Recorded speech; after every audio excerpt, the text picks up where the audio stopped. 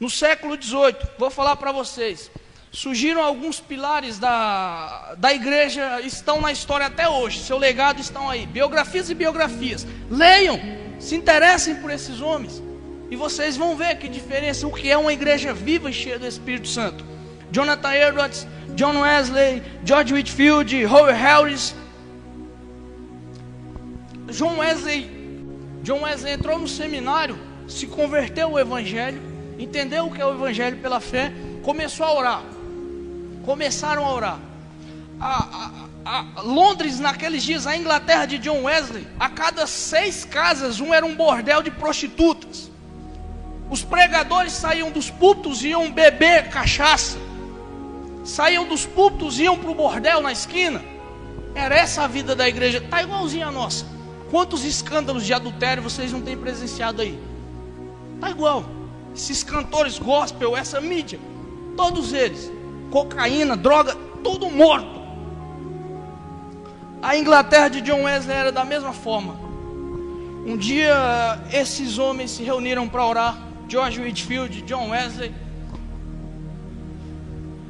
e o Espírito Santo veio sobre eles de forma poderosa. Jovens. Sabe quantas pessoas tinham ouvido John Wesley quando ele pregou o seu segundo sermão? 12.000 pessoas. 12.000 pessoas, sem som, sem músico, sem nada. A exposição simples do Evangelho. Porque eram homens que se colocaram na presença de Deus. O que John Wesley fazia? Estudava as Escrituras, orava e pregava. Era isso que ele fazia.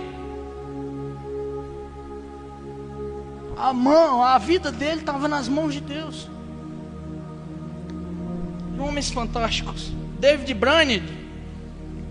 Meu Deus, eu já li o diário de David Brainerd. Eu estou indo para a 3ª vez para ler o diário dele. Irmãos, esse menino sai da sua casa, do conforto da sua casa, vai para a floresta. Você entende o que é isso? Ele ia pregar para os índios e o intérprete dele às vezes estava embriagado, cara. Isso é que é fé, isso é que é paixão pelas almas. A ponto desse menino pegar tuberculose aos 27 anos, deixa a sua noiva em casa, tão formosa era ela. E ele diz: já que eu vou morrer, o médico disse que eu vou morrer, Senhor, toma minha vida e me usa por esses perdidos. Nós precisamos ter isso. Leiam David Brainerd, conheçam jovens, esqueçam esses pregadores da televisão, leiam a literatura de homens que realmente viveram para o Evangelho. Entendam o que é uma igreja poderosa. Lá na floresta, quando esse menino chegou, não tinha um cristão. Quando ele saiu, ele deixou uma floresta de índios avivados, cheios do Espírito Santo, a ponto dele dizer: tem índios aqui que adquiriram mais conhecimento em 3 meses de pregação do que a maioria da igreja da minha cidade tem em 6 anos. Conhecimento cristão. Dwight Lyman Moody, no século XIX, ele se converteu a Cristo. Ele ia ser um comerciante bem sucedido. Alguns dizem que Moody ia ser o maior milionário de Chicago, de tão proeminente que ele era no comércio. E aí um dia Moody se converte, e um dia ele, com o coração aquecido, ele escuta um pregador simples dizer assim: esse país, esse mundo está para ver o que Deus faz através de um homem totalmente entregue em suas mãos. Aí Moody o Espírito Santo de Deus já estava aquecendo o coração dele, e ele diz: eu quero ser esse homem. Um dia ele estava pregando, as escolas dominicais de Moody cresciam, senhoras metodistas vieram conversar com ele e disseram: Moody, nós estamos orando pelo Senhor. Aí ele achou estranho e falou: mas tanto pecador, tanto ímpio para vocês orarem? Vocês vêm orar por mim? Aí disseram: não, estamos orando para que o Espírito Santo de Deus encha o Senhor e o Senhor mude a história da igreja. Ele ficou relutando com aquilo e ele foi para casa. O Espírito Santo de Deus começou a mexer na cabeça dele. Sabe o que Moody fazia? Moody andava nas ruas de Chicago igual um louco. O povo dizia: lá vai o louco Moody. E ele, desesperado, ele dizia: Senhor, me enche do seu Espírito Santo, me enche do seu Espírito Santo. E um dia ele estava indo na rua, conversando com Deus. O Espírito Santo de Deus veio nele, na rua, irmãos, na rua. Ele correu para a casa de um amigo, ele disse assim: mude o que você precisa. Ele disse: eu quero um quarto para mim me trancar. E ele se trancou de manhã e saiu de lá à noite. E ele disse: era tão poderosa, irmão, a unção de Deus, que eu pedi que o Espírito Santo parasse, que senão eu iria morrer. E quando o Moody pregava, as pessoas se convertiam.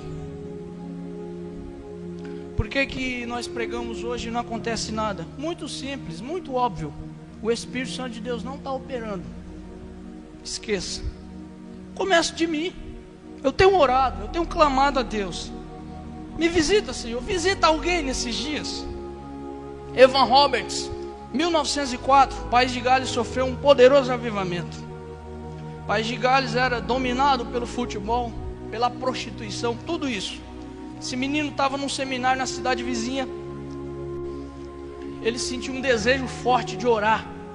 E ele chegou para o pastor do seminário e disse: pastor, eu quero voltar para a minha cidade e começar uma reunião de oração na minha igreja com a mocidade. Mas eu estou em dúvida, será que é o diabo? Aí o pastor disse: meu filho, se é para orar, volta para casa e ora. Pode deixar aqui. O diabo não vai pedir para ninguém orar. Pode esquecer, é Deus. Volta.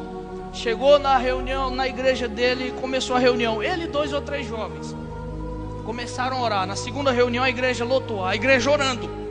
Reunião das 7, já ia para as 12, meia-noite, 1h, o povo orando. Era uma sede terrível. Só poderia ser uma coisa de Deus aquilo lá. Hoje fazemos uma reunião de meia hora, o povo já levanta, cansado. O povo orava 5 horas, a igreja inteira. Que poder, era Deus aquilo.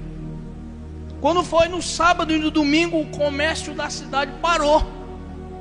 Porque as pessoas iam para os bares, os caras começavam a beber assim, ó, nos bares. E Deus mexeu com a cidade, com o país inteiro. Os caras abandonavam, não conseguiam. Tem um dado muito curioso sobre o País de Gales. Dizem que até as mulas pararam de trabalhar.